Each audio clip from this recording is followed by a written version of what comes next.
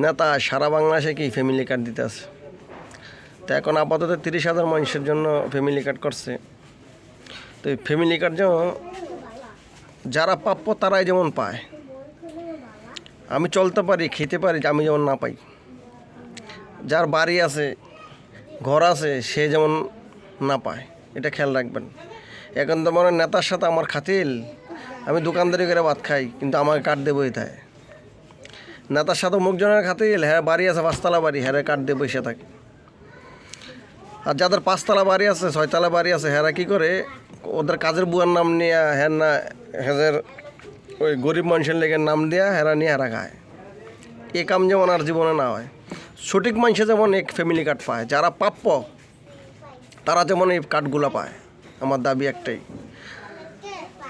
জনাব তারেক রহমানের কাছে আবেদন আমার, যারা প্রাপ্য তারাই যেমন ন্যায্য এই কার্ডগুলো পায়, যারা স্বয়ংসম্পন্ন তারা যেমন এই কার্ডগুলো না পায়। আসসালামু আলাইকুম।